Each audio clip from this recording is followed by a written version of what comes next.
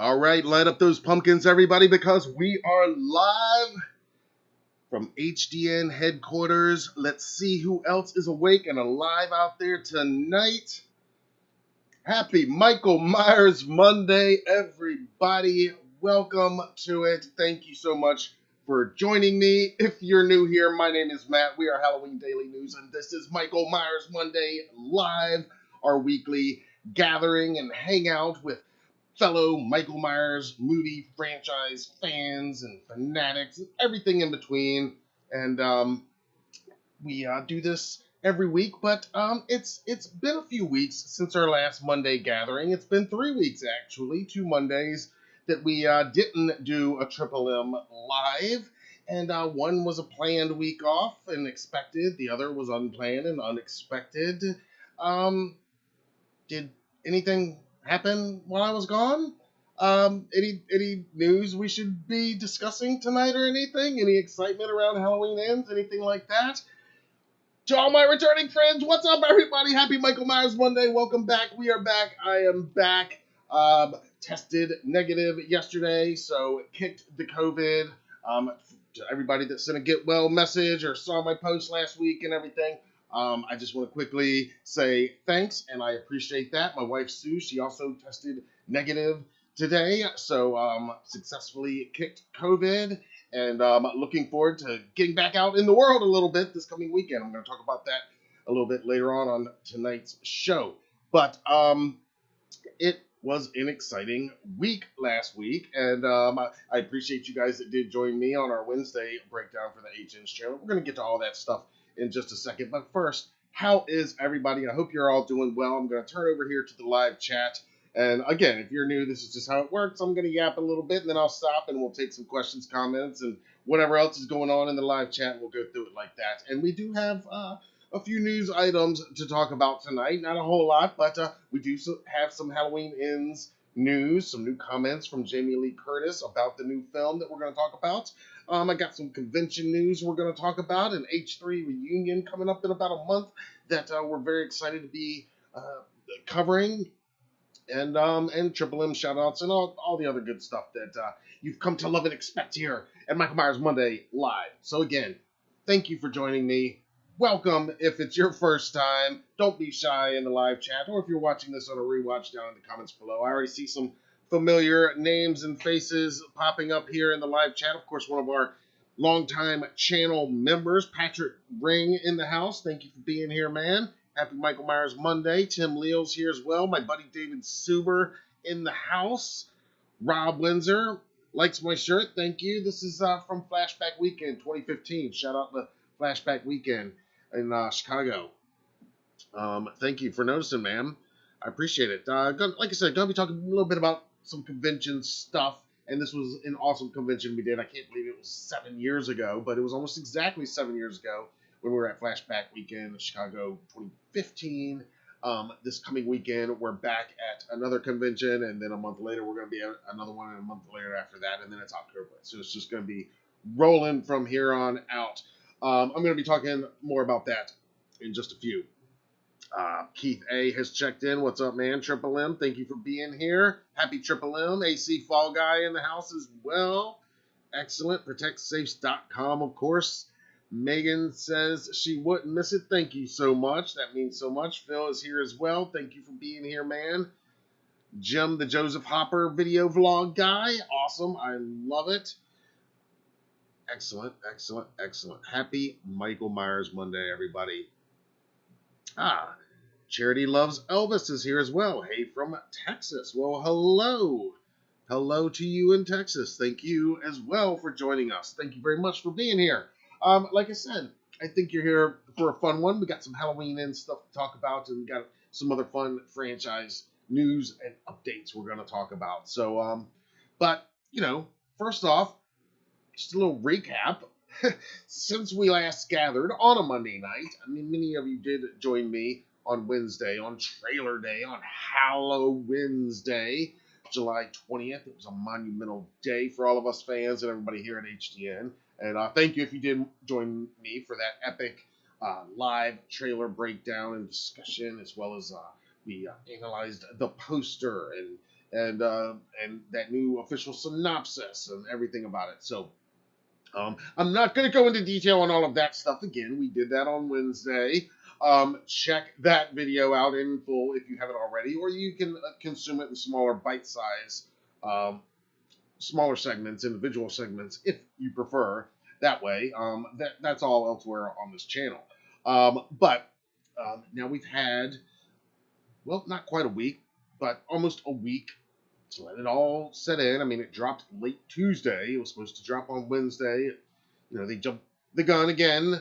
Well, it was leaked, and then there were some hints, and then finally Jamie Lee Curtis, like right around 10 o'clock on Tuesday night, was like, "Hey, come back in about 15 minutes, and for a treat." And boom, there it was.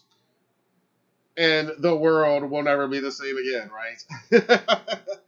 So, what is everybody's thoughts in the live chat tonight? You've had time to digest this. You've had time to think about it, to watch it a few more hundred times, right? A few hundred more times. Any new thoughts on where we're at with the Halloween Ends trailer? Let's start with that tonight as we're easing into this, and then I'm going to get to these new comments from Jamie Lee Curtis that we got this week as well, that we haven't talked about yet. Jenny has checked in as well. Happy Michael Myers Monday. Thanks for being here as well. Another loyal friend and Michael Myers fanatic. I love it.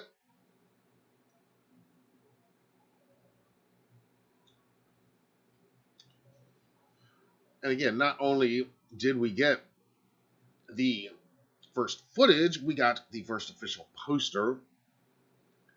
And I got a comment over on Reddit. Somebody was like, "Well, how can you do a breakdown of a poster? How much is there to even talk about? It's a poster." I'm like, "Oh my god, who's even making this comment? What are you talking about? There's so much to talk about here. So much that I feel like we didn't even talk about." But I'm not going to go into that again. But again, I just love how in this early marketing is being presented as ends.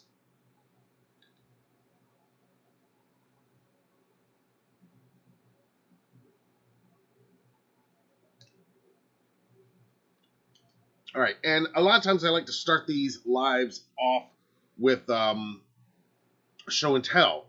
Sometimes it's something new for my own collection. Sometimes it's something new that we've got in stock in our online store. Well, this week I do have a show and tell that I wanted to show you. You might have seen it already, but this was made public during one of our Mondays off. On Monday, July 11th, actually, I was sent this video, and we didn't have time to get to it until later on in the week. But hopefully you saw my report that the Lowe's life-size Michael Myers animatronic, officially licensed from Halloween 2 and made by Gemmy Industries, that I've been reporting on previous Monday nights. We kind of broke the news that it is coming to Lowe's, and well, that went online as of Michael Myers Monday, July 11th, 2 weeks ago. And if you haven't seen it, just real quick, I am going to play for you right now the official demo video so you can finally get a look at what he does. He is similar to the animatronic, if you watched the animatronic that we purchased from Party City, made by Techie, also licensed from H2.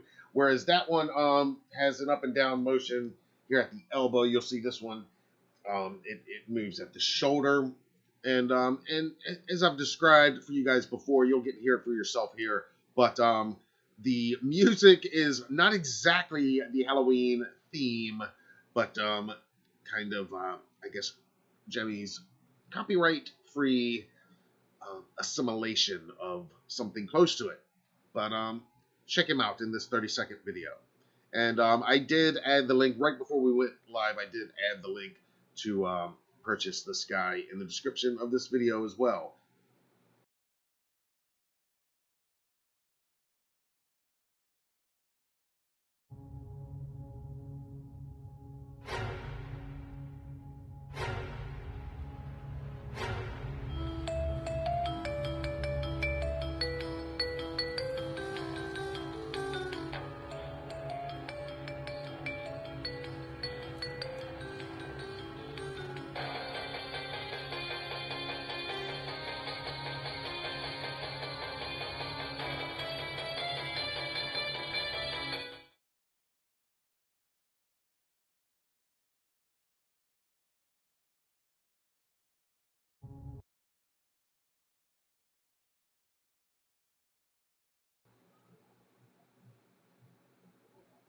All right, let's try that again without the top cropped off.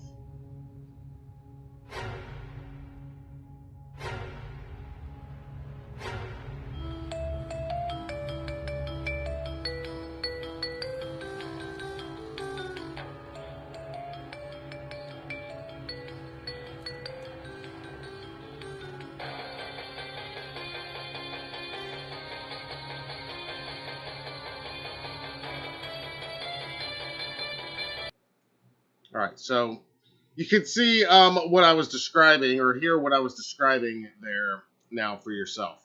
Um, but I gotta say, an improvement, as I pointed out before when we were talking about this animatronic on previous reports, that this is basically a re-release of what Jimmy put out in 2020. It didn't get wide distribution that year. And this year, it's available exclusive through Lowe's. It will be in stores, probably here in the next couple of weeks, I imagine. Um, but it is available online right now. And when I checked earlier tonight, it was still listed as in stock and available to add to your cart right now. The Jason and the Freddy's, I think, are on back order right now. But Michael is in there right now. And this is an upgrade because most notably, it's got the 6 bullet hole wounds now. The mask looks a little bit better from what that video suggests anyway. And but the same sound effects. A lot of people were wondering, does it have the official music? Does it have something else? Does it have the breathing like the techie Party City one from last year does? Which that one's back in stock at partycity.com last time I checked as well. So 2 different HG Michael Myers animatronics competing for your fan dollars this Halloween season. All right, so that wraps up this week's show and tell, for lack of a better term. What's up? It's 90s baby. Happy Michael Myers Monday. It says love the trailer. Awesome. Yes, Rob, that is the music that it plays, and that, yes, it is a very weird music. But if you remember the one that we have, it doesn't play the official music either, but it plays. It doesn't try to be like that generic version. It's just kind of a more moody, like boom, boom, boom, boom, and you get that breathing, which I really like on that one. I look forward to seeing this one in person. Hopefully, at one of these conventions we're going to here in the next few weeks. I hope. Darlene has checked in as well. Awesome. Thanks for joining us. Happy Michael Myers Monday. Love to see it. Jenny says, I just saw a little bit of the trailer. It looks awesome. Awesome. I love it. Yes, the trailer looks great, if you ask me.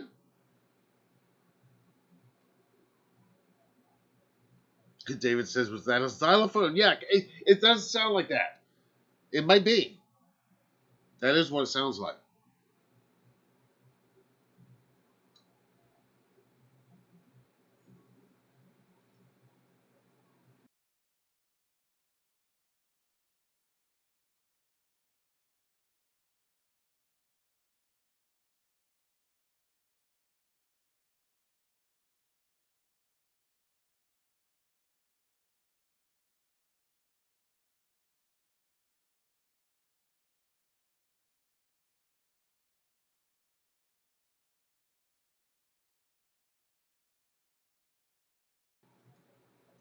All right, so we talked in depth on the trailer on Wednesday. I'm seeing tons of theories out there. Everybody's got ideas, Who, is there the copycat, Hopefully you guys joined me on Wednesday. If you haven't, hopefully you had a chance to check it out. Because at the end of that, I talked about my 2014 interview with the great Adam Mahan Bird of Halloween H2O. And I talked about how Adam revealed to me in that interview, and this was the first time I had heard about it. I know some of you, it's been written about in the Taking Shape book. They actually cite my interview when they talk about all the sequels that were never made, sequel ideas throughout the years of this franchise. And so that was one of them. It's kind of a known thing. But I'm pretty sure our interview is where it became known kind of widely for the first time. Um, and you can find that discussion point about how the trailer kind of ties to that unused H2O idea about this copycat. And I'm not going to go into too much detail about that tonight, but I do want to just, while I've got you guys here, and it is our Monday night crowd, we have to talk just a little bit about this and about this idea that, after watching the trailer a few hundred more times, since it was first released, not that many, honestly, but thinking about it, and running it through my head a few hundred more times. Yeah, I think this character of Corey again is very a tantalizing tease for us, and I've talked about how that one line of the synopsis, this newest synopsis, where they are saying that this new character of Corey Cunningham, played by Rowan Campbell, he is accused of killing a boy that he is babysitting. And this sets off this cascading amount of carnage that is going to happen in this film, apparently.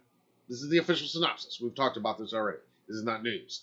But again, to me, the biggest headline of everything last week, out of all that footage, of that amazing poster, of how the mask is looking, I think it's this revelation of this new character that we've never met, played by this actor who is new to this franchise. All this is very exciting for me, and I think it should be for you guys.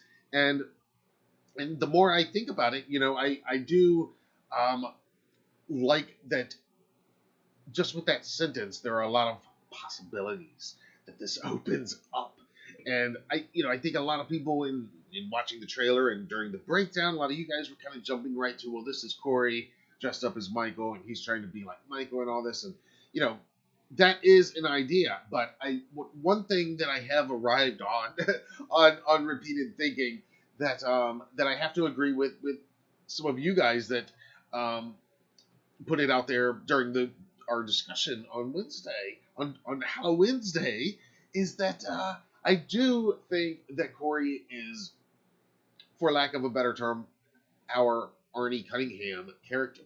If you remember when David Gordon Green likened this film to John Carpenter's adaptation of Stephen King's Christine in some ways. And we didn't know how that would possibly be, but I think, the name Cunningham, I mentioned it to me, I think of Sean Cunningham, the director of Friday the 13th, and I think that fits as well, but I think you guys are even more right on when you say, no, that's a reference to Arnie Cunningham, especially given David Gordon Green's comments last year about how Halloween Ends will echo some kind of themes, in his mind at least, of John Carpenter's Christine.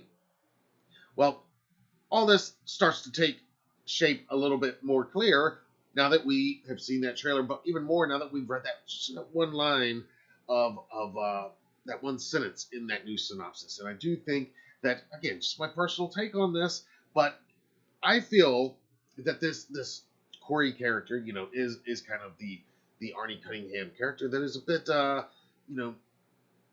maybe obsessed with Michael, with the lore of Michael, and what that means.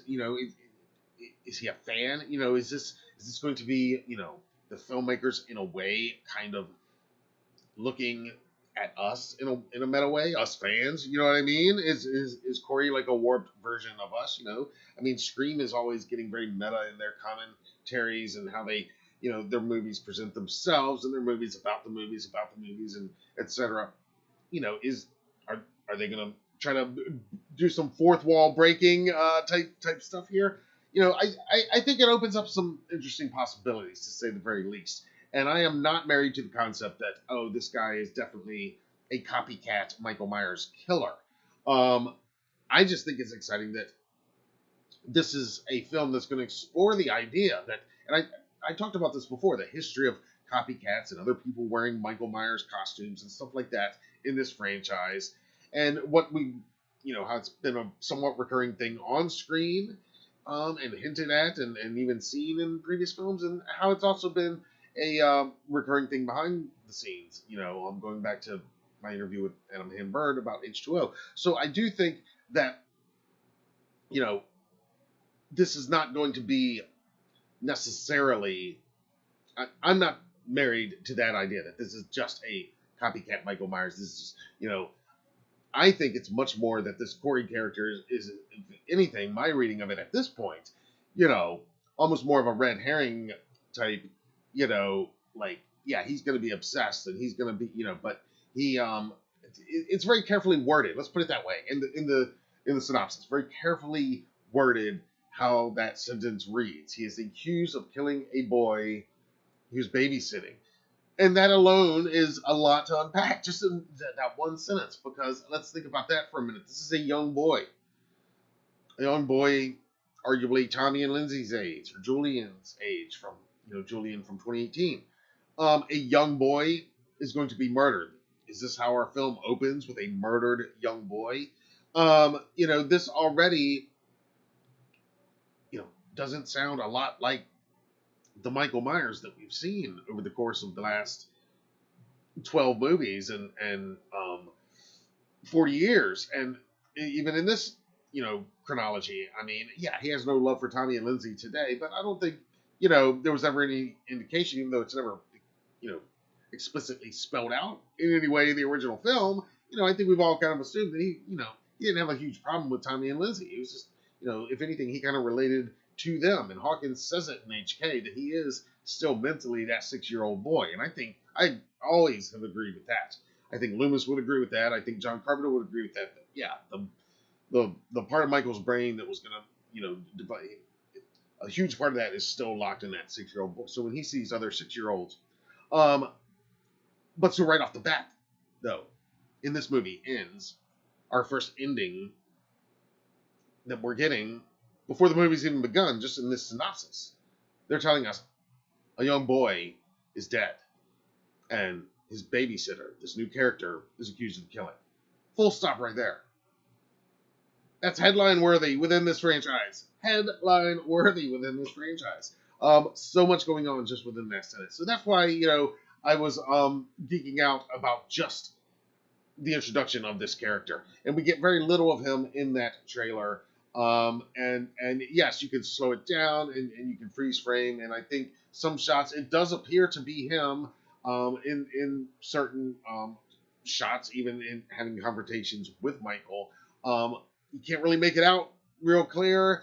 And again, I said it before during the trailer breakdown, but I am thinking, I'm hoping, in a way, I'm hoping that the marketing department is paying attention even more so than ever to what they're doing, and that they are, leaving breadcrumbs, but purposefully, I wouldn't be surprised if some of the trailer is purposefully misleading us and directing us to think certain things that, again, might end up being a red herring. So, just some more of my thoughts on the trailer in the last few days since it dropped. It's been about a week now, almost a week. So let me turn over here to the live chat while I take a breath and see what you guys think. Rob says, imagine the young boy is Julian from 2018. I did not think of that possibility, but that would be pretty insane. You remember we interviewed young Gerald Ntambu, who played Julian. My wife Sue interviewed him. Actually, I'm going to talk about Scares That Care weekend later on tonight. We're going there this weekend. Our first Scares That Care in 2019. We interviewed him. She interviewed him. And he gave us the scoop then that he would be in HK. And he told us then that he was going to be in HNs and that he was not going to die. Now, I don't... I'm not saying that things can't change. And I'm not saying that he even was privy to that info at that time. But for what it's worth, he did tell us that then. So I'm hoping we see Julian in this movie. I really am. Let's see.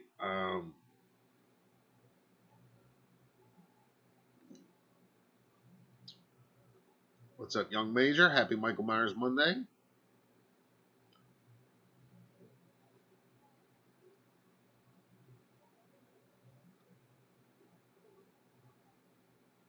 Rob says, I think the Corey guy is going to bring Michael out for getting his credit. Yeah, I mean, kind of a more of a thing where, like, it's going to set it up. So you're suggesting, Rob, if I'm reading this right, that the Corey whole angle he'll be accused. It'll raise some fear. Oh, maybe Michael was back, but it turns out Michael is back. And is that what you're saying? Patrick says, I'm thinking Ends is going to be more of a thriller than a slasher. Absolutely. Yeah, I think we got David Gordon Green's ultimate slasher that he could ever imagine with HK. And yes, this will be more of a thriller. This will be more suspense.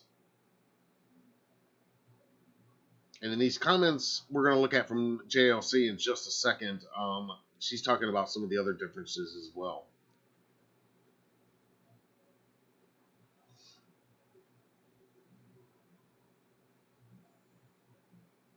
David says, glad you're feeling better. Thank you, sir.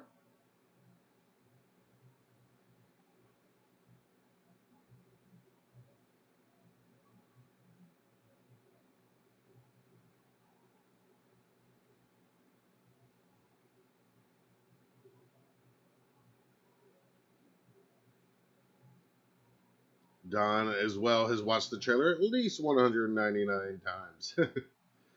Absolutely.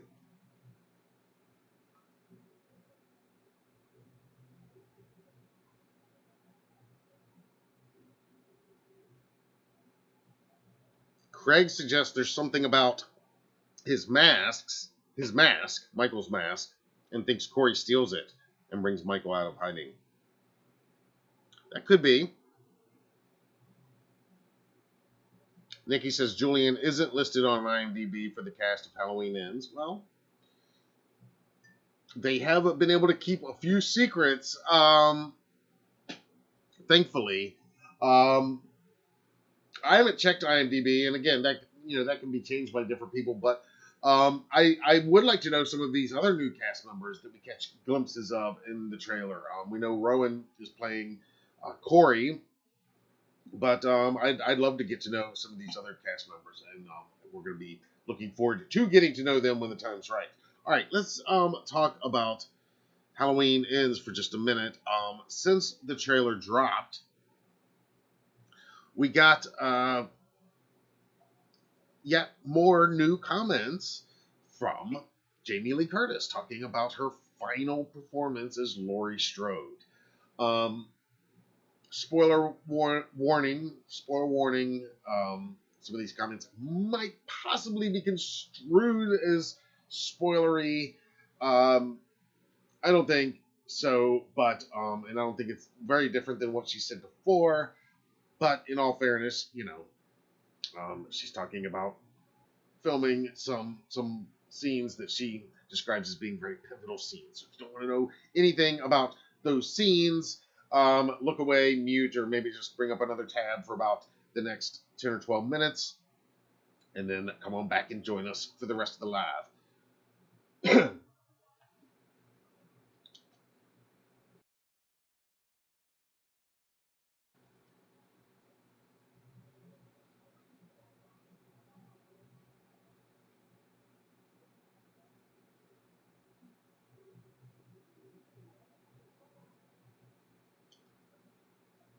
All right, so Jamie Lee Curtis has some new comments on Halloween Ends that were published on Wednesday morning, July 20th, the morning that the trailer was originally scheduled to go online. Of course, it ended up being released kind of unceremoniously early the previous night, Tuesday night. But these comments, again, some of it kind of echoes what she says, but there's some other additional comments about the type of departure that this film is. And Carpenter talked about this, and they even referenced that in this piece, and asked her take on what type of departure this is, and she actually gives some input in it. So, get ready, we're going to dive in to what she says here. I don't know, I think a lot of this fell through a lot of people's cracks because there was so much excitement on the day.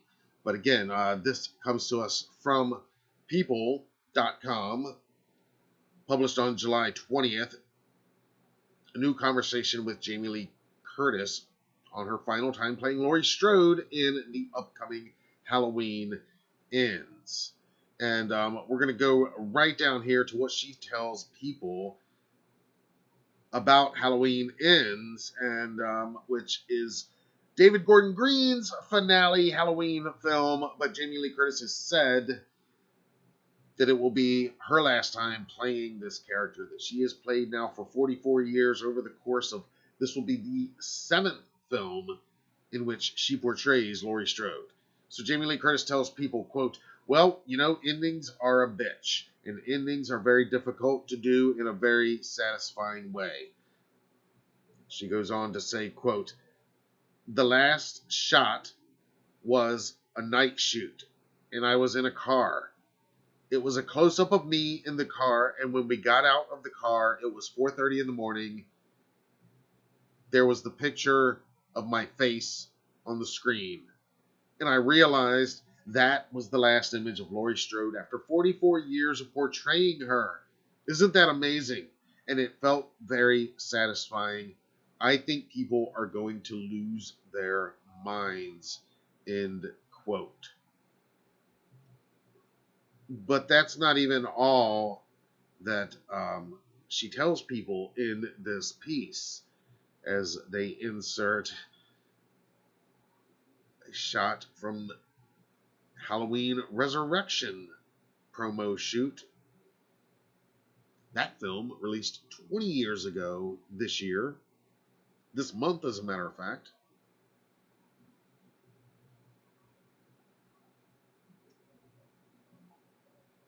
So we go down here, and that ending is a bitch part. She's posted that on social media a couple times. She's going to be saying that a lot. And in the part about people losing their minds, she's going to be saying these things a lot. But she goes on in this interview and tells people more of what we can expect in Halloween Ends. She says, quote, it is going to surprise people. And when they ask specifically about John Carpenter's recent comment that it is a departure from the previous films in the franchise, Jamie Lee Curtis says, quote, the departure is, I think, based on all of the lore and gore of what Michael Myers has represented, because we've talked a lot in the last release about Michael transcending from a man into something bigger. And the story of Michael has transcended.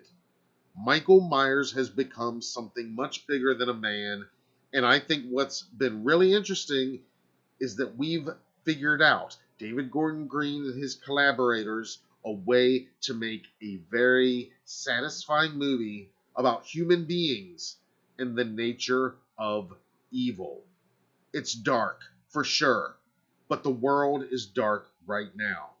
I think people will be very satisfied with the movie, and I think they will be very moved.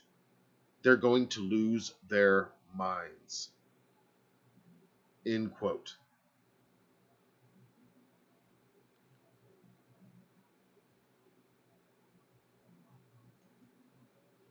All right, so let's digest that for just a minute. You guys are going to read into that, I know. I'm not going to jump too far into what she's literally saying about this is the last scene and the last shot of Laurie Strode, and it's going to be a shot of her face in the car and all that. Again, take that with a grain of salt. I am reading this interview as, this is the last thing that they filmed of her portraying this character. You know what I mean? And obviously, it was something pretty emotional, it sounds like. A close-up of Laurie. Whether or not that's going to be literally the last image of that character that is shown in this movie, hey, that may or may not be the case, but I'm not taking that as what she's saying. Some of you guys will, maybe. But all that being said, give me your thoughts on these new comments about the departure that it is. I kind of like the idea of this type of departure, that Michael and the evil is bigger than any one person. We've always known this. We've always known that the shape is not Michael Myers. The shape is the shape. The shape is something more ancient, more grand, this is embedded in this franchise. It's just very deep in there. But when you go back to the original '78 film and to H2 and even to H3, when Loomis is talking about Samhain in H2 and Michael leaves it written in blood and everything, and how it goes back to the ancient traditions and the sacrifices and all that stuff, and of course the H3 stuff. They're not going to reinvent the wheel here. I've said that before. I don't think any of these off the wall, outlandish theories, rumors, predictions, whatever you want to call them, that I've seen just various headlines on YouTube of various videos in the last year of just crazy stuff. I don't think most of that is going to happen. I don't think it's going to be, like the Curse of Michael Myers, where they're going to say, oh, it's the runes and it's a cult and it's all of this.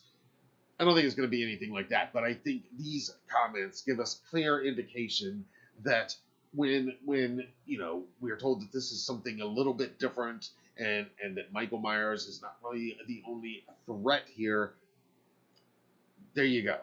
This is what all that's talking about. I think she's being pretty honest about that part, and everybody just jumped on and hyped on and is just obsessed over that comment from Jamie Lee Curtis last year in an interview where she said, "Oh, Halloween Ends is going to piss some people off."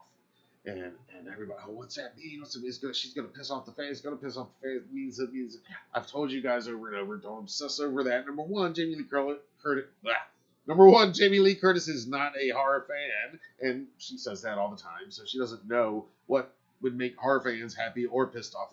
And number two, if you go back to that actual quote in that interview, which I'm not going to do right this minute because I'm already getting too off track on this, but if you go back to that, she's not even meaning it like that.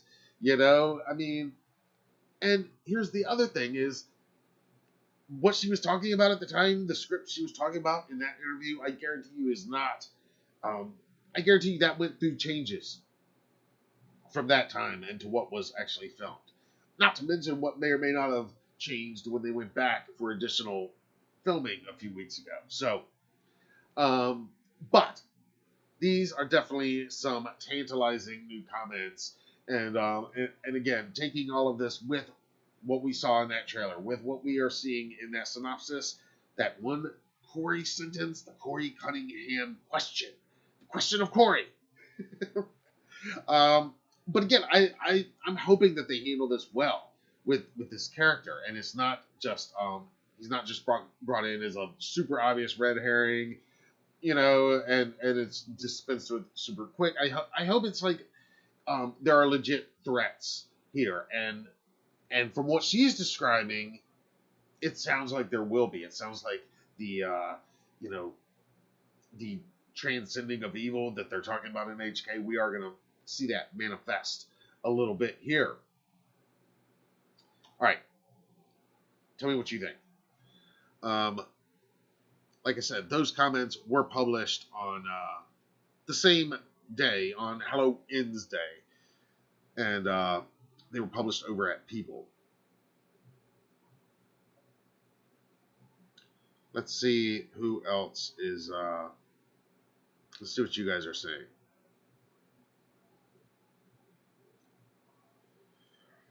Let's see. AC says, I think Corey could be a person that Laurie can connect with in some way that she cannot with others. That's an interesting take. That could be.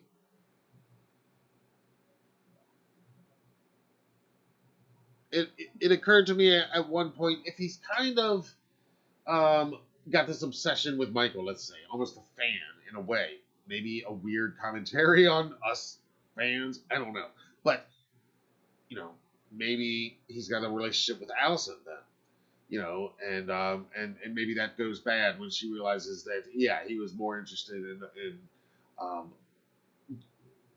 being close to somebody that was attacked by Michael Myers and survived that than he is in actually helping her get beyond that.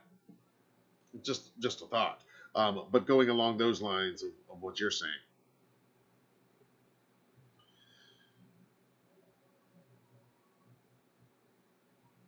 Patrick says, really think Blumhouse did a great job of the sleight of hand, no pun intended, making everyone really dissect the trailer to find clues.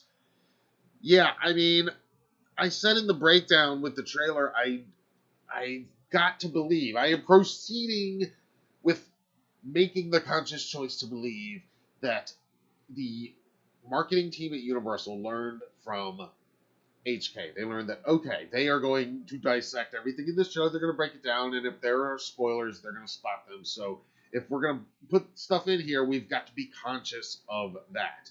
And to me, the biggest evidence that they were very conscious of everything they put in this teaser trailer is that the left hand is so visible early on, opening the door, and then in that pivotal climactic moment at the very end of that trailer. So that's, I've got to believe that is on purpose.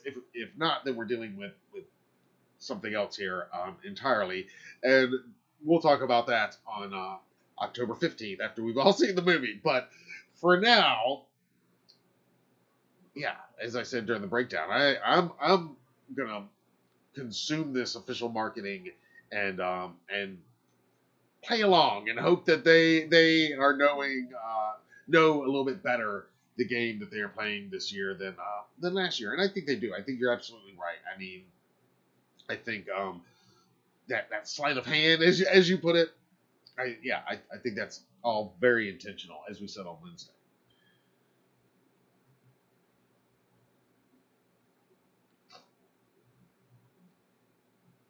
What's up, Christopher? Thanks for being here. Been doing a lot of research on this film and where the direction is going. Ultimately, it will feel like a Scream movie, which is a huge payoff at the end.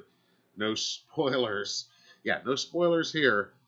It might feel a bit like a Scream movie. I think, again, some of this in the trailer and putting that carefully crafted sentence right there in that official synopsis where they did, I do think they're setting us up for something that we should not be surprised if it's a bit like a Scream movie, but let's just say I am hoping that when it veers that direction, the non-Scream of it all, the Halloween of it all, the Michael Myers of it all, the shape of it all, if you will, comes crashing back in with the brute force that we last saw him in HK. That's what I'm hoping happens, and I'm not talking about like a third act only payoff, but I think you guys know what I'm talking about. And again, this is just pure speculation here. I've not seen the movie. I've not read any version of the script or anything like that, and I've not asked any of my sources for any spoilery type of info because I don't want to know that stuff at this point. But I do intend to consume the official marketing as it is put out, and then we'll decide after the film's release how good that marketing actually was in retrospect. Video Shop says mango time. Yes, you got it. Michael Myers Mango Monday. That's right. A Michael Myers Mango Twist. That's a regular viewer for you right there. You know my chosen drink. Happy Michael Myers Monday. Jenny says, glad that Jamie Lee is playing Laurie one last time. We will miss her. Absolutely. I mean, she's such an icon, and I mean, who else has done this? I mean, yeah, the Star Wars cast. And yeah, they got Ellen Burstyn back for the new Exorcist, right? I mean, that's pretty amazing. That movie came out in 1973. So, it's happened that people have come back to their same franchise. But, I mean, yeah, nobody's done it 7 times, I don't think. And done it in so many ways. As I've said before, no other franchise has ever done this, where they've killed their lead character more than once, only to say, scratch that. Bring them back anyway. Halloween made the rules, and then they broke them all. And every other franchise, it's fair game to break those same rules after. And you see it happen over and over and over again. I mean, we can't say that Halloween 2018 was absolutely the first requel, because it wasn't even the first requel in this franchise, guys. That honor goes to Halloween H2O 20 years later. You know, that's totally a requel. It's a sequel, but it's also, they're redoing, ignoring the other ones. Same thing they did with 2018. So, what's the first requel in this franchise? It's that one. What's the first requel ever? I don't know. Maybe H2O. But,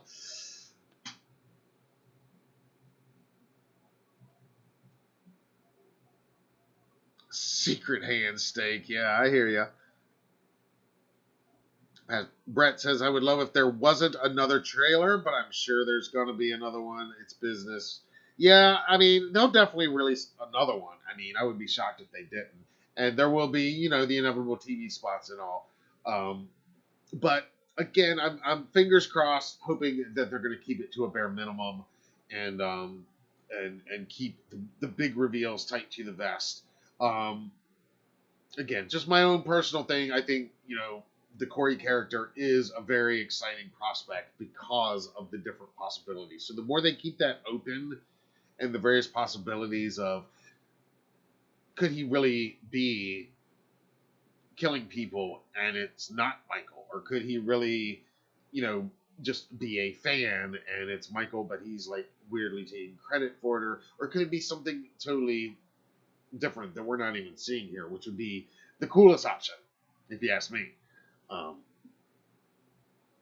I mean, I kind of get a feeling that a lot of that trailer, that opening shot when it's the POV, we talked about it, and I don't feel like that is a climactic moment in the film because Laurie doesn't look. I mean, she's pretty well put together right there. It doesn't, it's not the end of the film. I don't think it doesn't feel like that.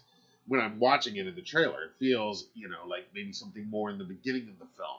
And I gave a few scenarios, and I can imagine of how maybe that could play out, and it not be Michael right there. And maybe it not even be Corey right there, dressed as Michael, but somebody else dressed as Michael. But, like I said on Wednesday, I like the idea, personally, that this is going to explore the idea of other people dressing up as Michael. And now Jamie Lee's saying it's going to explore the idea of an evil that transcends any one human being. So, whatever that means.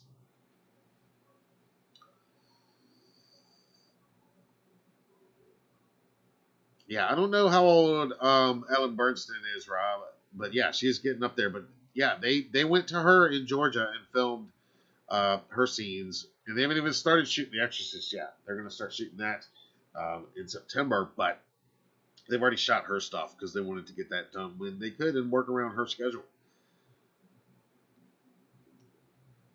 Protect Safe says, play with the hand you're dealt. That's right. You got to.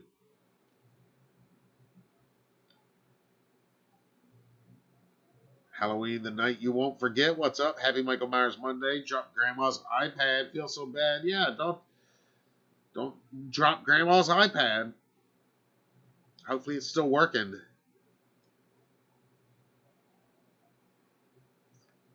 Brett, another one of our channel members. Think about joining, and you can use all of these awesome custom emojis that you see Brett and Patrick rocking here in the live chat.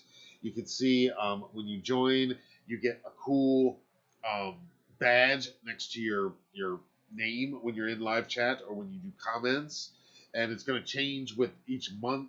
It's a different Halloween horror movie icon. Somebody like Art the Clown or Sam, or of course The Shape. And there's others in there we only started this a few months ago. So, but when we have, you've been in there a year and stuff, it'll change too. And you can see that they're using all these cool emojis. Like you can put Sam's flaming jack-o'-lantern from Trick or Treat. You can put the H3 TV pumpkin. You can put Michael in there. You could put the opening credits jack-o'-lantern. You too can participate and do all these things. And you get early access to a bunch of our original video content. And there's going to be other cool perks added as we get more members, including members-only events at some point. But It's just $5 a month. No pressure.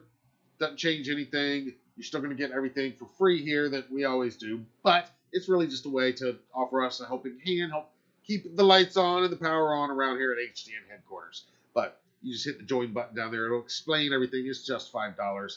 And you too can be an HDN club member. We call it the Halloween Daily Club, like Patrick and Brett are. And to all of our club members, thank you as well. Happy Michael Myers Monday. All right, so that's the HN's update. Other than, we have been seeing a lot of these online video, these alternate versions of the trailer that everybody is sharing online. John Carpenter shared it today, and we just get this awesome look at Michael and just some extended smoldering shots at that mask. You can really just see it all kind of charred up right there. Get a much better look at it. I know it's dark, but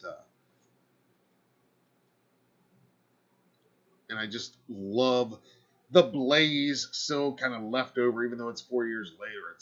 It's as if for him again, the blaze that he walked out of has not even ended for him. It feels like. And we got a lot of these with HK, but so we were really wondering what the mask would look like, and here we get our best look yet. It is haunted just as it was in 2018.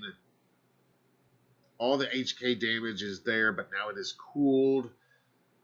It looks like some of it has melted a little bit more.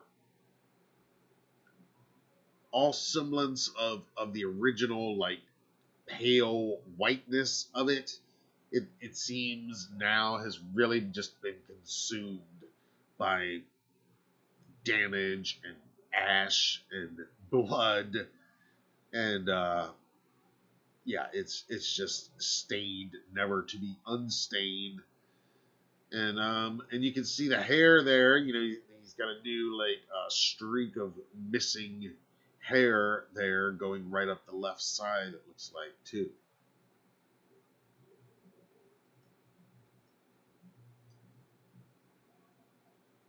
And a really nice shot here. The blackest eyes. Gotta have the popped collar.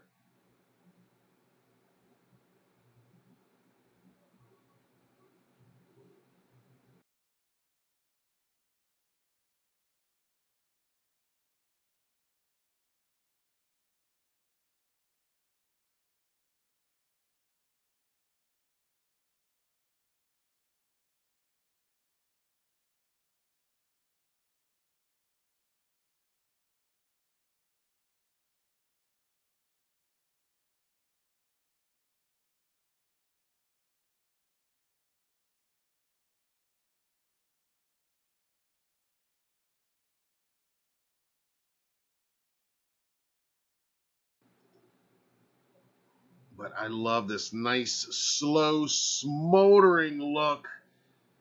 And then that title. All right, I see we have a super chat. Let's check it out.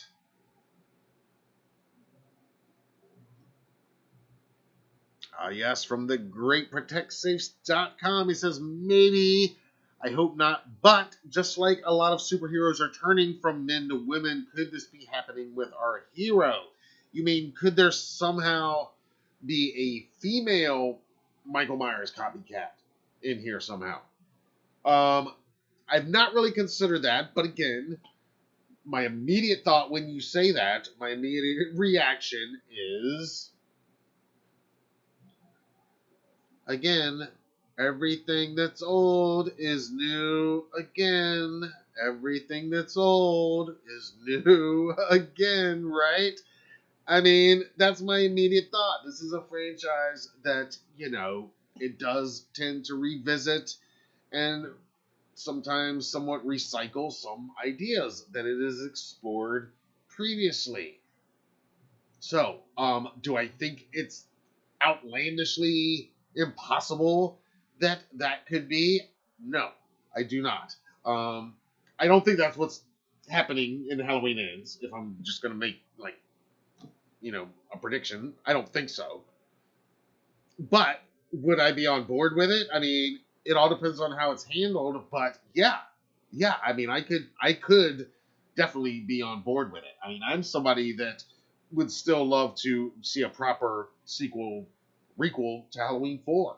No disrespect to Halloween 5 and Curse, but disregard those to a proper 40 years later to Halloween 4. And we've talked about that before. So yes, I could see that. And that would be a very interesting, not to mention timely, as you said, but a very interesting twist on the whole thing. I still go back to Rob Zombie's Halloween 2, and I wish that had been the payoff in there, because it almost works out in that one, where that could have been the payoff at the end of that one if you've watched his director's cut, or the theatrical cut even. It almost works out where it could have been in that one. But I don't think it's impossible. No. But if I was going to guess, I don't think that's where they're going to go on this one. Again, I don't think they're going to reinvent the wheel quite that much. And again, I mean, just going by what we know, which now we do have these new comments tonight from Jamie Lee Curtis. Well, I won't. Anyway, take those comments for what you think they're worth. Don't read too much into them. I would urge you. But Byron agrees. A requel to H4 would be cool. Protect Safe says the copycat is fine, just not permanent. Please and thank you. Yeah, that's what I'm saying, and that's how I'm feeling. I think that's why I'm not worried about it. I think they can handle it right, and it has been hinted at previously, and it was an idea that they were going to explore in H2O with the Charlie character. I just know that when the real deal shows up, I want his entrance to hit me in the gut the way it felt when James Jude Courtney walked out of that flaming house in HK. Give me another moment like that when the real deal shows up.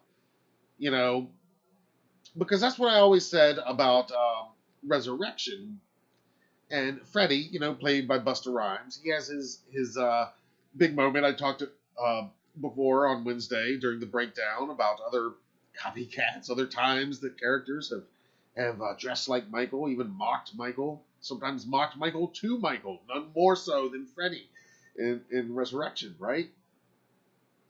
And I always say that all of that could have still worked and been forgiven and all of that, but Freddy had to die a horrible death. He had to pay. You know what I mean?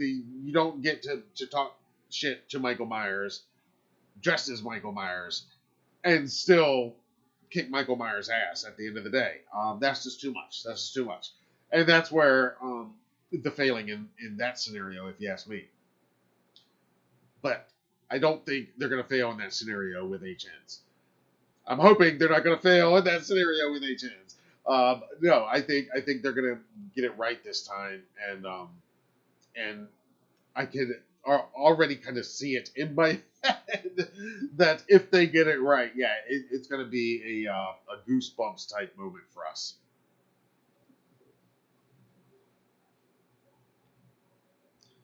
Video Shop says other threats, plural.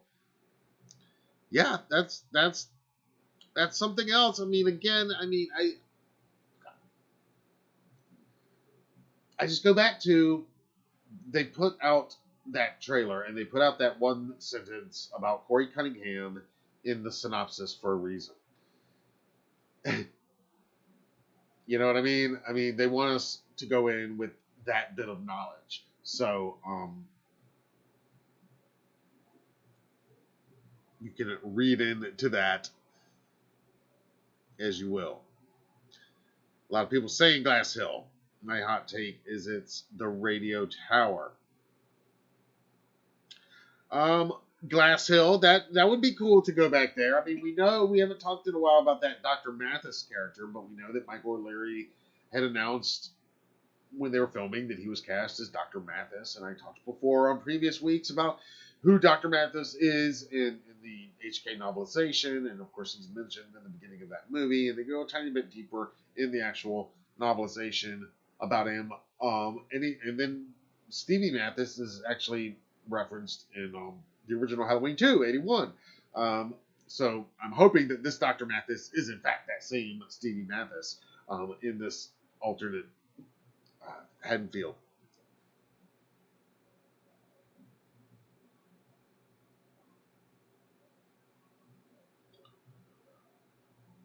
Rob says, women, if so, Allison? I don't know. I mean, Patrick is telling you guys to join the club. There you go. See?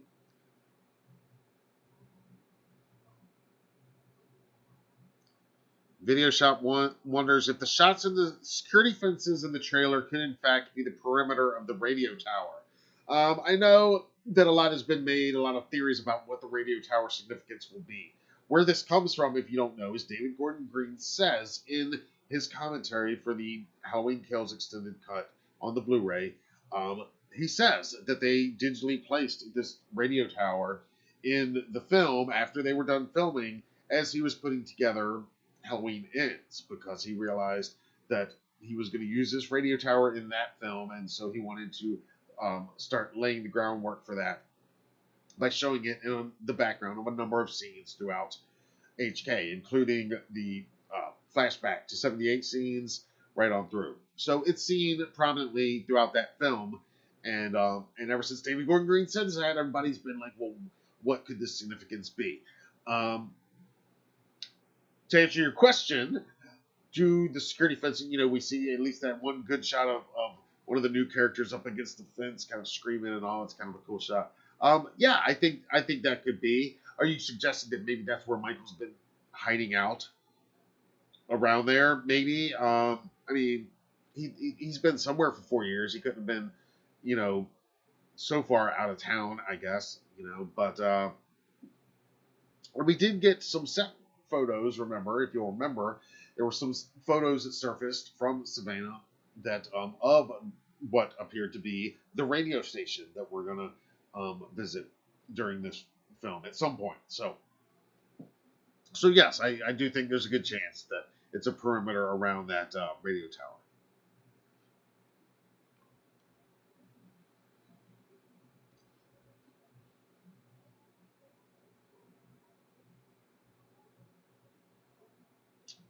Darlene will miss Jamie Lee Curtis. Yes, we all will, absolutely.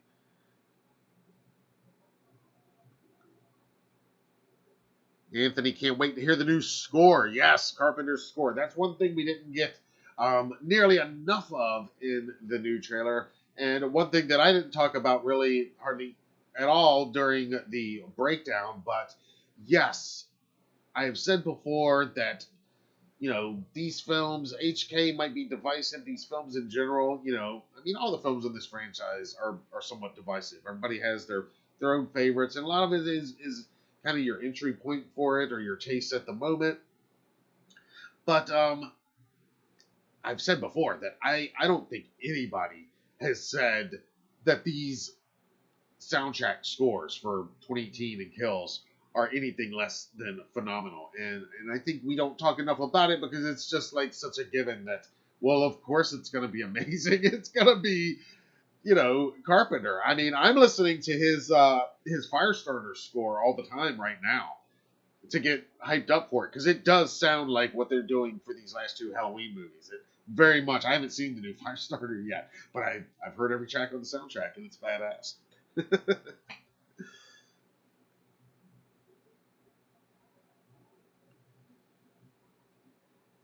Jenny says, how do I take the time to interview the cast from the movies? You are a great interviewer. Well, thank you so much for doing that. Yeah, I do plan on doing some more. How do I take the time? Well, I mean, it's a pleasure for me to do it.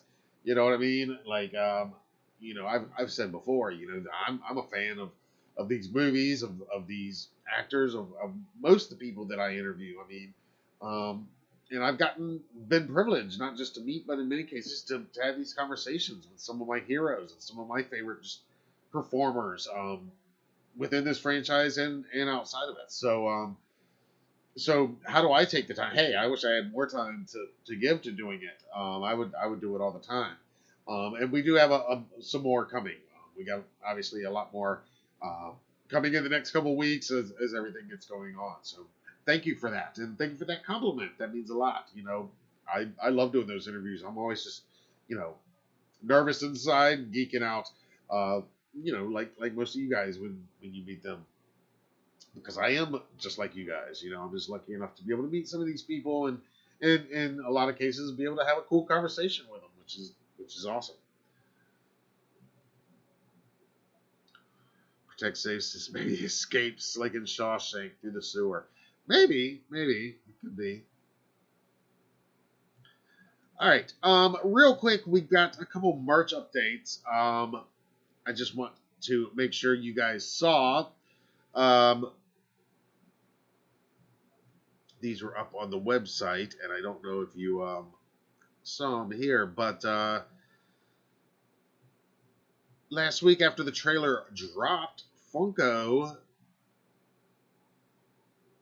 dropped a new Michael Myers pop figure. This one is kind of weird, though. It's part of their cover collection, and normally it's like musical artists, from what I've seen, that come with their album covers. What this is a Walmart exclusive Michael Myers pop figure that comes with the cover of the VHS release of John Carpenter's Halloween. And so why does he look like that? Well, because he is orange tinted. He is supposed to be the color of the original orange tinted VHS tape release. I know some of you don't know what I'm talking about, probably of a certain age. You have no idea what's VHS. But but you can pre-order it right now from Walmart, and you can find the link to do so at HalloweenDailyNews.com. And I'll put the link in the description of this video as well. I'm going to have to own it because I got to own all the figures, and I've got to own all, specifically the Funko Pop Myers figures. Also, since our last Monday, that Michael Myers animatronic that we looked at earlier is also up for sale from Lowe's, from Lowe's.com. There's a good look at him. And I did put a link to purchase him in the description of this video as well. And yet more merch since our last gathering. Did you see this? A new Halloween Kills Steelbook is up for pre-order right now from Best Buy.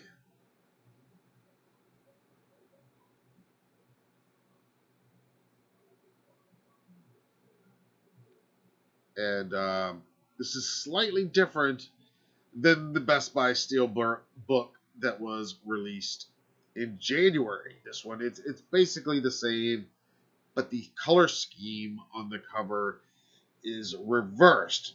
Whereas Michael had the red tint and the text was in white on that January Steelbook release, this time they've reversed it.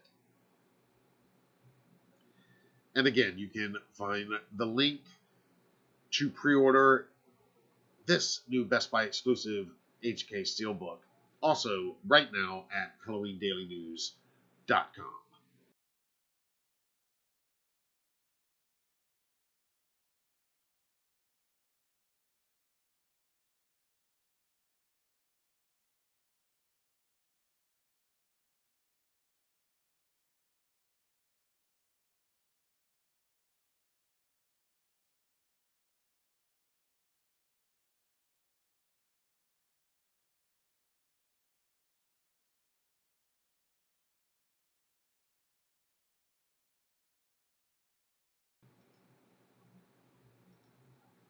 Lots of merch, so much merch out there right now, and that's not even counting any of the HN stuff that is not even out yet, and it is coming.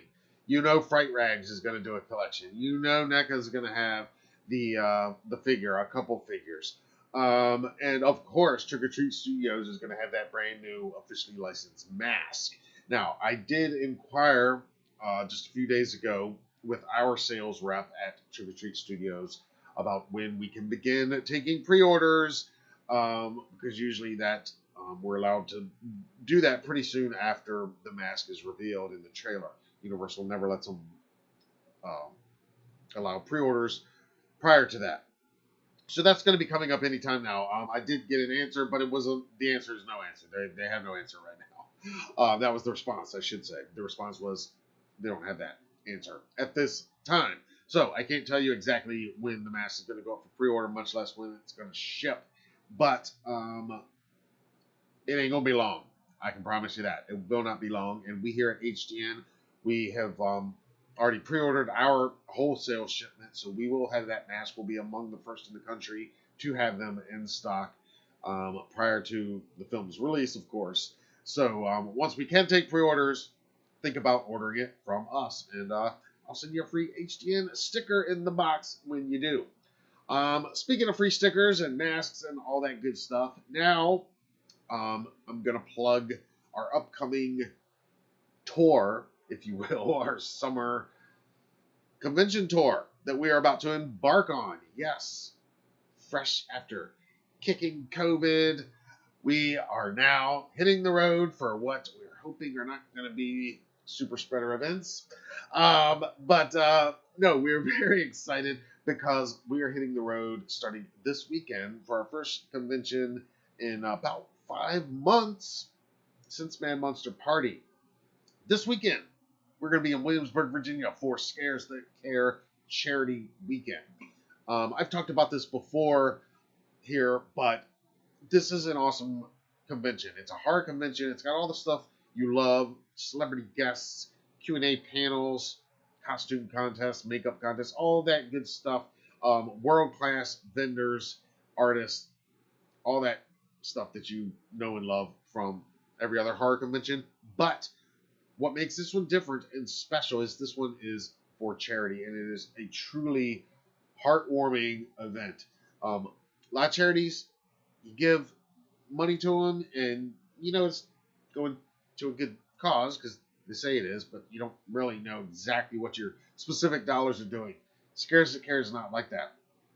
They each year have 3 recipients, specific recipients, and they introduce you to these people, and that's who benefits their annual fundraising. And it's always in 3 different categories. They have someone fighting breast cancer each year. They have a burn victim, someone recovering from usually a horrible, tragic burn incident. And there's always a sick child recipient every year. And then on Saturday night, right before they do the annual costume contest, they have the annual check presentations. And a lot of these people and their families are there to accept these checks. Needless to say, it gets a little emotional, but it is just a really good, feel-good event. So, we are excited to be there. The guest list is sick. There's an E.T. reunion with Henry Thomas. I've never met him. I'm going to geek out. I mean, Elliot from E.T. is one of those characters from my childhood. Very much part of my growing up.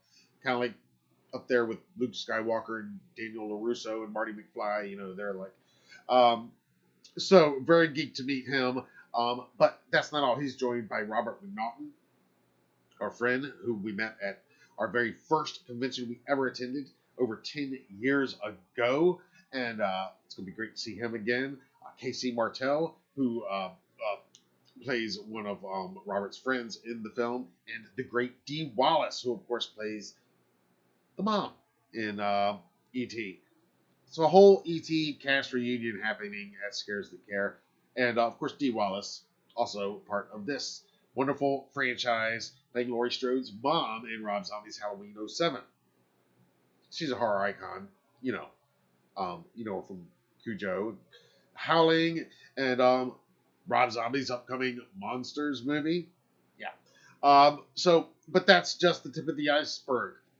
We've also got this weekend appearing live at Scares That Care Charity Weekend. One of our favorites, our friend, horror icon, Halloween franchise royalty, Danielle Harris herself. Jamie Lloyd will be in the house this weekend. Andrew Divoff is going to be there. Shawnee Smith is going to be there. Harvey Stevens, Damien from The Omen, is going to be there. Danny Lloyd from The Shining is going to be there. Stellar guest list. It is happening this weekend, July 29th, 30th, and 31st, Williamsburg, Virginia. Scares That Care Charity Weekend. Go to scaresthatcare.com, or you can find the full lineup and link to purchase tickets at HalloweenDailyNews.com. But if you are anywhere in the area, come to this event and come see us. We're actually going to have a table up on the second floor. We might not be at that table when you come up there. My wife's going to be there, Sue with me. We're going to have our son, Oziah Arts, with us in the house this weekend. He's going to be helping work the table some when we're running around, shooting photos, shooting video. And if you can't make it, then turn on your notifications if you haven't already, and look for some live broadcasting straight from the event starting this Friday night, July 29th. The doors open to the public around 5 p.m., I believe. So probably sometime around 7 or 8 p.m. is when I'm going to be aiming to go live from the event. We're going to do a little walkthrough. We're going to talk to some of the vendors. Who knows? Maybe talk to some of the special guests. You're not going to want to miss any of that if you can't be there in person. We're going to have full coverage. But, of course, nothing beats being there in person. And, again, they are just a really cool event because it's for charity. But that's not all. We're just getting going. Because 1 month from now, we're going to be at our next big event. And this is Mad Monster Expo. And that is back here in North Carolina, actually on the western part of the state, in Concord, North Carolina. And this year's Mad Monster Expo is happening August 26th, 27th, and 28th, Concord, North Carolina. And I told you before that Dick Warlock was coming. Well, they've added quite a few other guests, and quite a few of them you're going to recognize. Joining Dick Warlock from this franchise, and specifically celebrating this year's 40th anniversary of Halloween 3 Season of the Witch. Special guests include Tom Atkins, Stacy Nelkin, H3 director Tommy Lee Wallace. They're all joining Dick Warlock. Dick Warlock, of course, played the assassin and was stunt coordinator in Halloween 3, in addition to being Michael Myers, the Shape, and stunt coordinator in Halloween 2. Tommy Lee Wallace, of course, writer-director of H3, in addition to being production designer, editor, and the Shape performer, along with Nick Castle, in John Carpenter's original Halloween. They're all joined by our friend Sandy Johnson, who played Judith Myers, Michael's first ever victim in the original Halloween. So we've got Sandy Johnson, Tommy Lee Wallace, Dick Warlock, Tom Atkins, Stacy Nelkin, all at Mad Monster Expo 2022. And we are going to be there as well.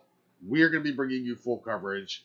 You guys know we love the Mad Monster family. We look forward to it every year. This is their new biannual event. You know, they do the Mad Monster Party every year in the winter in February. Well, this is their new fall event, and it will kick off the Halloween season. And it is just like the Mad Monster Party, with the exception that it's more haunt friendly and more Halloween friendly. And that has us written all over it. And with this guest list now, oh my god. And that's not even all of them. You know what I mean? Like that's not even all of them. Check this out. Look at this guest list. I mean, you've got the Chiodo brothers. You've got the cast of Killer Clowns from Outer Space also having a reunion. Like I said, Tom Atkins, I mean, the great Barbara Crampton, Sandy Johnson, John Cassier, Ted Raimi is here. Dennis O'Hare from American Horror Story just announced today. Ola Ray from Michael Jackson's Thriller video. The iconic Barbara Steele. Come on, this lineup is so stacked. I cannot wait.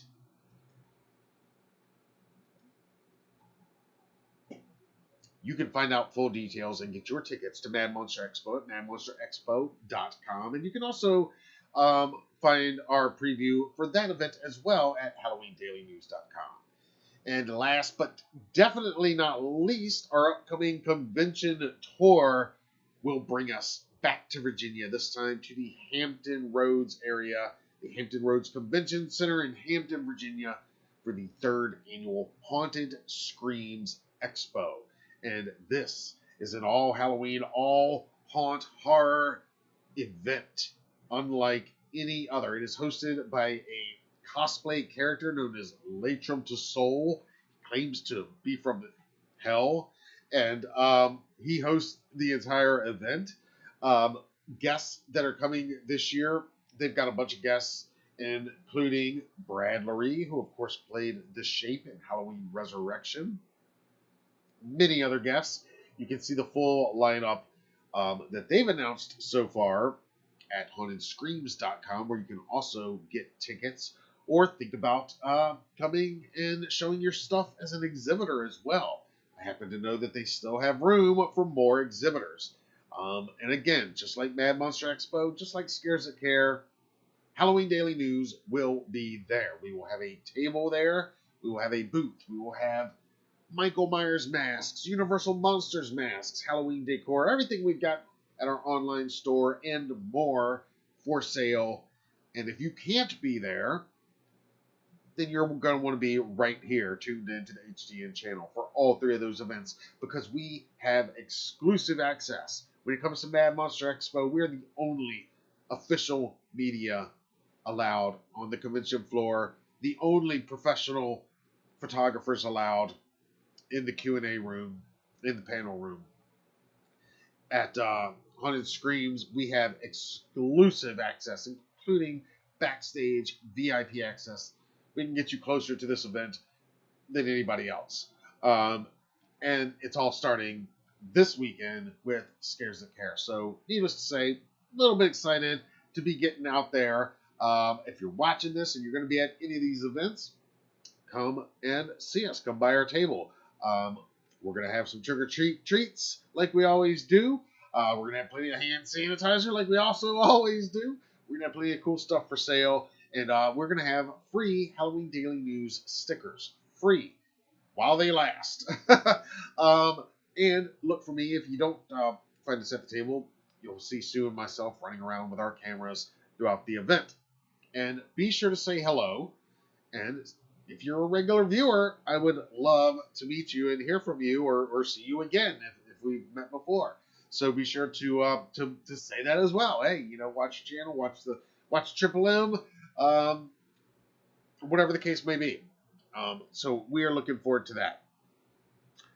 All right, let's go over here to the live chat, and then I'm going to do some Triple M shout-outs.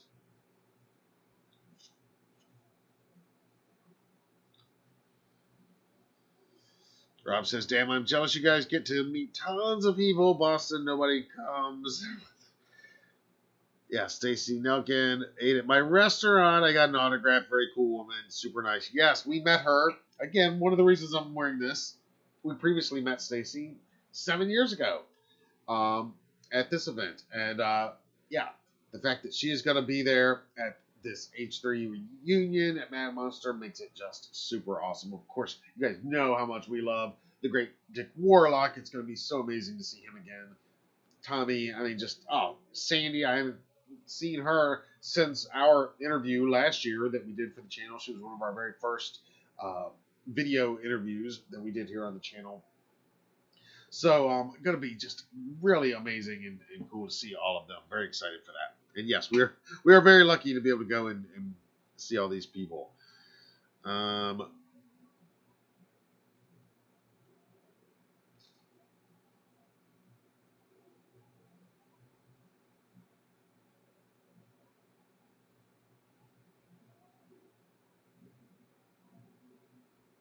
Anthony says that steel book looks clean.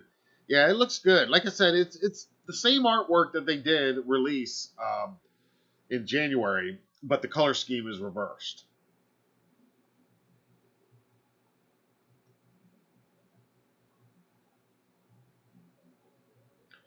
Nikki Ward asked, does anyone know how big of a part Lindsay has in the movie? Just curious because she wasn't in the trailer.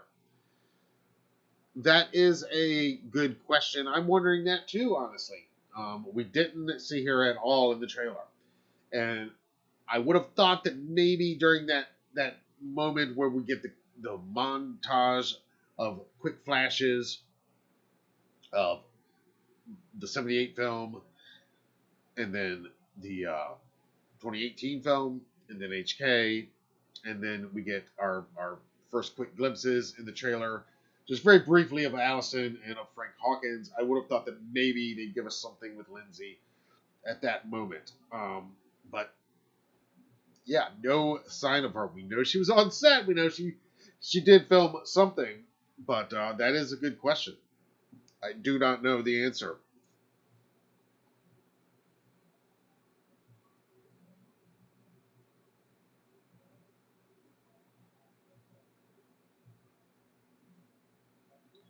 Jenny says she had a big crush on Henry Thomas. Yeah, I mean, again, like I said, I geek out. I'm not shy about it. You guys have seen my interviews. I mean, I geek out when I meet these people. You know, I get tongue-tied sometimes. I get, because it's not just that you watch them. I mean, some of these people, like when it comes to Henry Thomas and E.T., and I was like this when we met Robert McNaughton, who plays Elliot's big brother in the film. You know what I mean? Just because he was that close to the movie and all. But to Elliot, he's just one of those characters that for me, I was the right age to just get swept away with that. Like I said, similar to like Luke Skywalker and Daniel LaRusso in The Karate Kid. These were just characters that I was the right age for and the right market for. And I was, they were like made for me and spoke for me. And so, but yeah, I've never met Henry Thomas, so very excited for that. And of course, his other work out, since E.T., I mean, I'm a huge fan of Psycho 4. I mean, I love all the Psycho movies, but he played fucking Norman Bates in the Psycho 4. All his stuff he's done recently with Mike Flanagan, culminating in Dr. Sleep, taking on another iconic role as Jack Torrance. I mean, come on. Oh, yeah. Anyway, that's not Myers related, but yeah, very excited to meet him, and I'll be geeking out and tongue-tied for sure meeting him, absolutely. Yeah, in our living room, we've got tons of, and I'll show you this one day, we've got tons of Myers collectible stuff, obviously, but there is an E.T. shelf. It's, yeah, we love some E.T.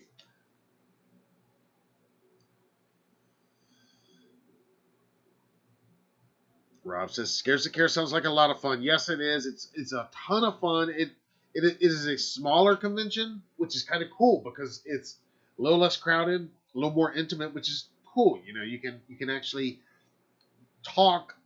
Sometimes you go to some of these events, and these three that I'm so excited about, I like because they're not like some where it's just lines and lines of people, and you can't spend any meaningful time with the guests. I mean, it's not the same as having a sit-down one-on-one interview, but I do like to, spend a few minutes with them if possible. if it works out, we're there all weekend. Hopefully it's going to work out. We can have a little bit of a conversation here and there. So these three specifically are the ones where that's the most possible in our experience. We've been to some, and usually it's the ones that are they're just so big. There's so many people involved. Scares of Care is the antithesis of that. It is a much smaller, smaller attended. I mean, just a smaller venue and fewer guests, fewer vendors. But again, it makes for, in a lot of ways, a more meaningful event. So it is cool. All right. Before we get out of here, we are going to do some Michael Myers Monday shout outs. And you guys know what's up. Every week, we celebrate our fandom. Since starting this hashtag Michael Myers Monday in 2013, and now it's taken on a life of its own. So every week, I like to share just a couple random tweets and posts from IG using the hashtag, celebrating the fandom, give a couple shout outs. These are not by any means all or even the best this week. They're just some random fun ones that I pulled up and they just jumped out at me for whatever reason. So let's check them out right now.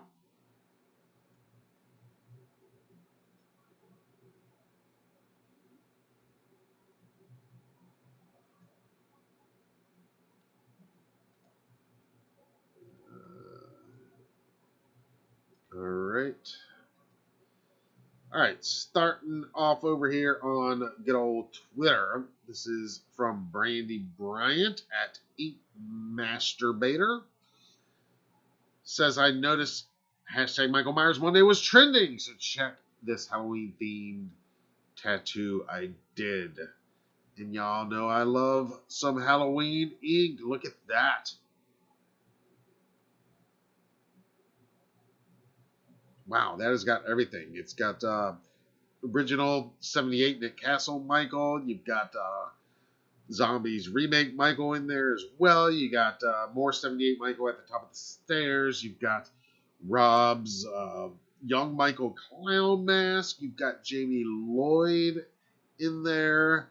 You've got the opening credits Jack-o'-lantern, and you've even got the Halloween 3 season of the Witch Trick-or-Treaters down there.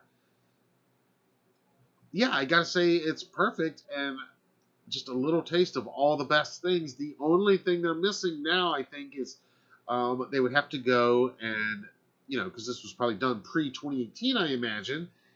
Now they'd have to go and maybe up there on the left side where there's those leaves, maybe touch that up a little bit, let the leaves transition maybe into some flames, and, we need our current Michael added to it. But other than that, yeah, spot on. Love that.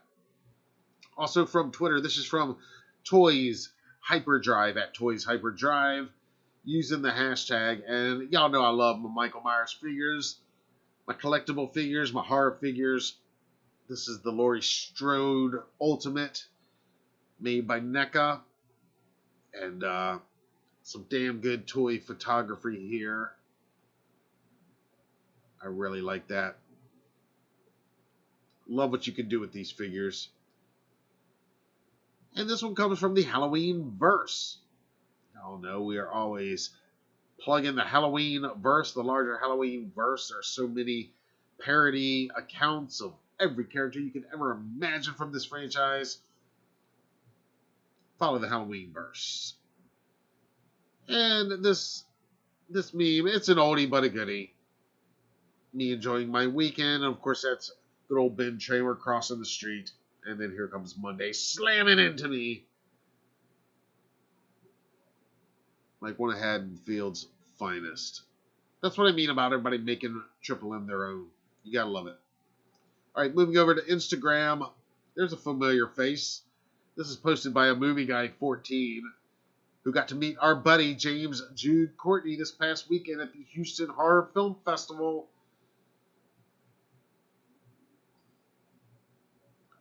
There's James looking great this weekend.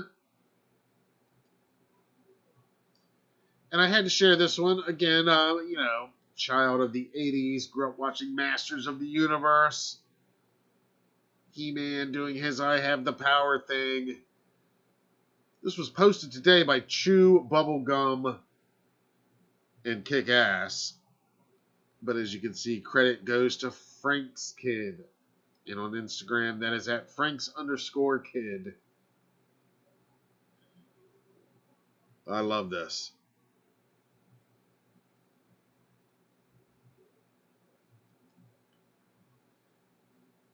And over here on Instagram, again, Dag Ferrick, who played young Michael Myers. Halloween 07.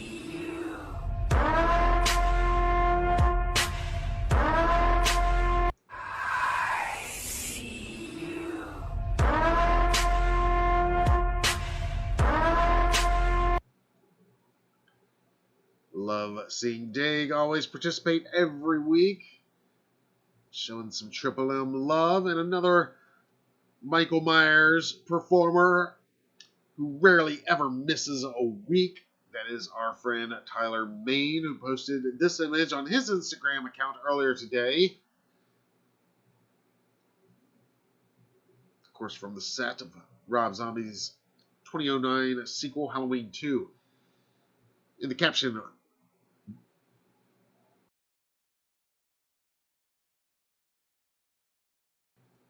in the caption, Tyler says, "Happy Michael Myers Monday. How's everyone holding up in this heat wave?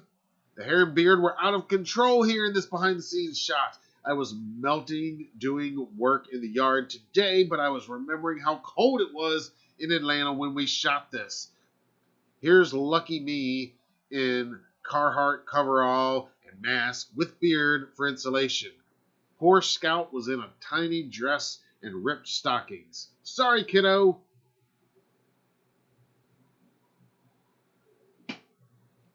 Yeah, gotta love Tyler sharing these behind-the-scenes memories, photos, anecdotes that he's been sharing in recent weeks on Michael Myers Monday.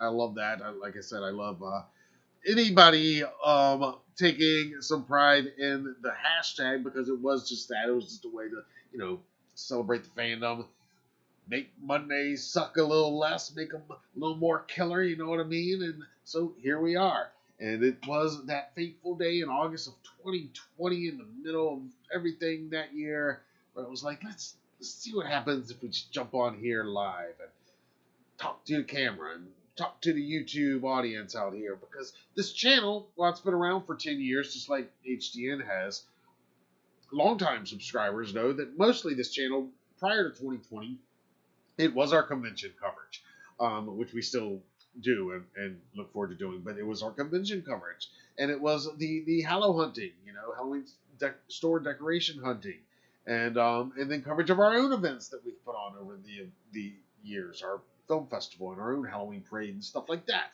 And since then in 2020, it's taken on this new arm of programming, which is trying to do more of what we've always done on the website, HalloweenDailyNews.com, and bring it here to you guys, to YouTube, on a much more regular basis.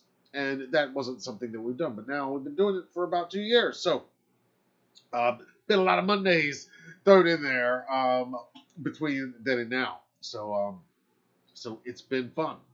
And like I've been telling you guys, we are celebrating in September officially, but right now we're celebrating all year our 10th anniversary since launching HDN. It was September of 2012 when we launched HalloweenDailyNews.com. We had 0 followers anywhere. We had 0 subscribers anywhere.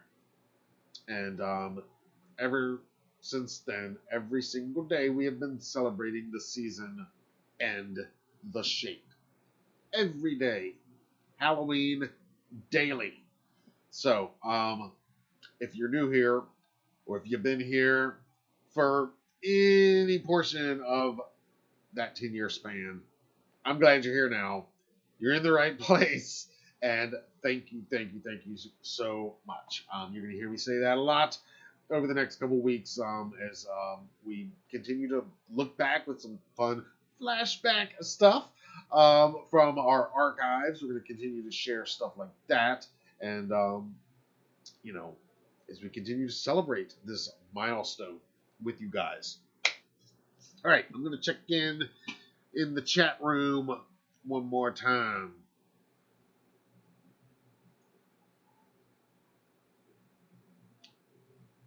The Caffeinated Collector says Neca announced a new Ultimate ET figure. I saw that. Yeah, we're going to have to add that to our ET shelf. I did see that. Yeah, it's beautiful. it's really nice. And yeah, that Ultimate line, that's my favorite of all the like collectible figures. That's my NECA's Ultimate line is my. I mean, I like all their stuff. I like NECA in general, everything they do. But that Ultimate line is my preferred scale. That's just the my favorite line of collectible figures right now. So the fact that they added ET to that, yeah, it's pretty amazing, pretty awesome, pretty right on time too to go meet Elliot this weekend, right? Let's see who else is in here.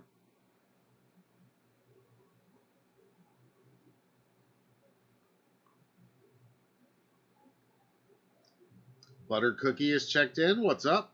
Happy Michael Myers Monday. Says the shape can be multiple people, not just, quote, Michael Myers.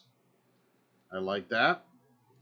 And I would agree. I mean, the shape is the shape. It's not necessarily Michael Myers. I mean, it's been argued in the past that maybe, you know, how much of the shape is Michael when he's unmasked, you know. I loved in HK that he was very much still the shape, chasing down Carrion to get that mask back. But I like what you're saying.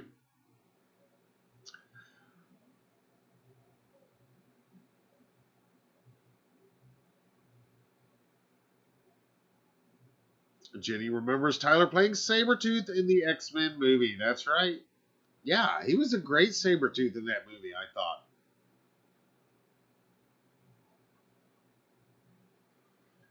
Phil in the house. What's up, man? Happy Michael Myers Monday. Thanks for being here. Caffeinated Collector. Happy Michael Myers Monday. Welcome. Byron's wondering when the Black Phone's coming to Blu-ray and 4K. I have not heard, but I would imagine it probably won't be too long. Maybe September or October. Probably around October.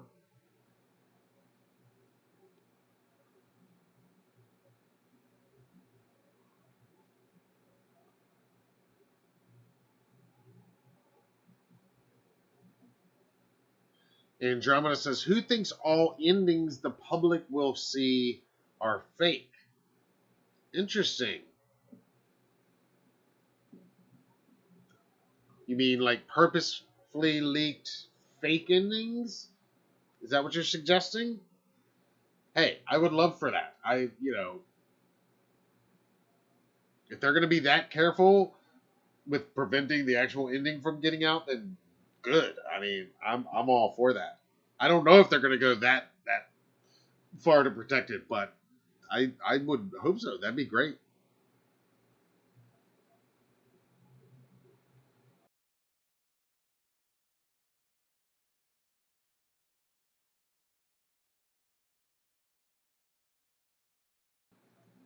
Patrick says, I still go back to when Carpenter said Myers is a force of nature. I love that. Yeah. Yeah, he's a force of nature. He is. And again, I mean, I can steer you guys back to my own interview with John Carpenter himself. And I've talked about it many times here, but I asked the man the question straight up. I asked him, is Michael Myers, is he a guy, a psychopath in a mask, or is he something supernatural? And John Carpenter's answer to me, which to me is the only answer that matters, is he's both. Plain and simple. He's both. He is a man, but he's also something more at the same time. That is what he's both. He is both. It doesn't make sense that he's both. Exactly. That's correct. He's not supposed to make sense. He's not supposed to be logical or make sense. He's both. How can you be both? You can't, but he is. That's what makes it. That's the answer.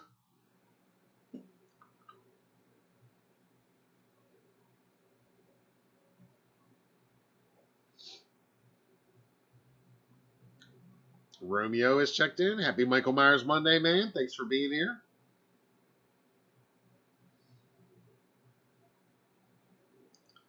The October says 80 days until Halloween ends. Wow. Less than 100 till October 31st. 80 until October 14th. Man, we are in it now, guys. We are in it. So in it. Again, I want to thank all you guys, especially for last week. You know, there was a lot of like just nice comments, get well soon, all that good stuff. So, you know, again, that meant a lot. I appreciate it. Because it was tough, you know, because with everything, with not doing last week's Monday when it was like right before we knew the trailer was coming, but then also not being able to do the trailer like the night it dropped, which I did think about getting on here and all, but I mean, everybody and their brother was on here doing their breakdowns live and everything, and I just, given everything that was going on at the time, I just felt like, let's just wait and do Wednesday, more or less like we were planning, just move it up a little bit. So for everybody that joined or watched later or just threw a like or a comment or something, I really do appreciate that, because it didn't go, nothing last week went exactly as I had been hoping or planning. So the fact that it wasn't any more of a clusterfuck than it was is just mind-blowing to me, and I owe that to you guys for helping it not be even you know, that bad, really, I guess, is what I'm saying. It all worked out. So, thanks for that. And for tonight, I'm seeing a lot of new names and faces drifting in here. And you know how we love new blood here at HTN. So, bring it on. Don't be shy. If you just got here, we're wrapping up. That's all right. You can start over from the beginning and listen at your leisure. Drop a comment down below. Even if you got no comment to drop a pumpkin down in the comments. Light up a pumpkin. Light up a jack-o'-lantern for us. You know, because that'll help with the YouTube algorithms and all that good stuff. You know, got to outsmart the bots before the bots outsmart us, right? So we are in it. Like I said, exciting week for us. We're hitting the road. We are going to be on the road on Thursday, and then starting Friday, we will be in Williamsburg for the duration. For you animatronics, Hallow hunting fans out there, there's going to be plenty of that. And for all you guys that can't make it to Scares, like I said, we're going to have tons of coverage, photo galleries, videos, interviews, and some fun live broadcasts as well. So it should be a good time. We're very excited, needless to say.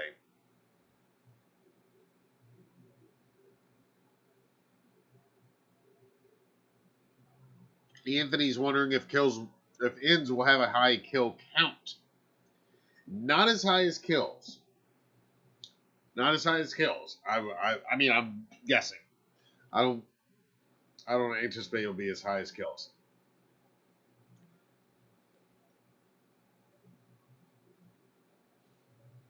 Caffeinated Collector agrees. Evil cannot be stopped. It is more than a physical being. Yes, you guys hear me knocking, and I hear Jamie Lee Curtis knocking, and we're all hearing what HNs is bringing to the table, I think. And I am here for it, man. I am here for it. Like I have said before, you know, if they're going to be a bit of a departure here, then let's do it. Let's do it. Let's see. I'm on board for it. If it's executed well, no pun intended, it could totally work. And I've not been disappointed in these last two films. I mean, these last two films, I know not everybody in the fandom loves them, but But fandom is a weird thing in 2022. You gotta admit. I mean, everybody's entitled to their opinions, and everybody, we are just talking about movies here, fictional serial killer. It's not like we're talking about world politics or anything like that here. But fandom is a funny thing in 2022, and you guys know what I'm talking about. It's just a funny thing that we're living in, funny time we're living in. But man, it is the best time. I know I say that, but it is the best time to be a fan. That anticipation we had for that first look, what's the mask gonna look like? Here we are. We're here now. So now it is a different kind of anticipation for the next few weeks as the countdown is seriously on. There's gonna be interviews. Jamie Lee, she's gonna be out doing more of these type interviews. So you can take it or leave it. I say just take it with a grain of salt. Take it for what it's worth. She's out there as an executive producer. She's selling the movie. I would take it all with a grain of salt. But there are certain elements of it that definitely, raise my eyebrows. I'm like, whoa, this is, this might be a little bit of a departure. Let's see. I want to see this. I like the idea of exploring things that they have been setting up. I like that this is going to be a payoff that, wraps around. So all those things. But as always, it's all about you guys. I want to hear your input. So if you missed the live, if you missed out in the live chat room, again, drop us a comment down below. Let me hear your thoughts. Be sure to subscribe to the channel if you haven't already. Turn on the notifications so you don't miss any of our upcoming live events, including our coverage straight from Scares and Care this weekend, and lots more. You're not going to want to miss any of that, I promise you. All right, guys. This has been awesome. You guys have been awesome. Yes, Wade can't wait. Rob, thank you. Anthony, thank you. Awesome, awesome, awesome. All right. You guys have been great. As always, you're amazing. Subscribe, like, comment, all that good stuff. And keep it killer out there, guys. All right. As always, I'm Matt Arts for Halloween Daily News. Thank you for watching, and happy Michael Myers Monday, y'all.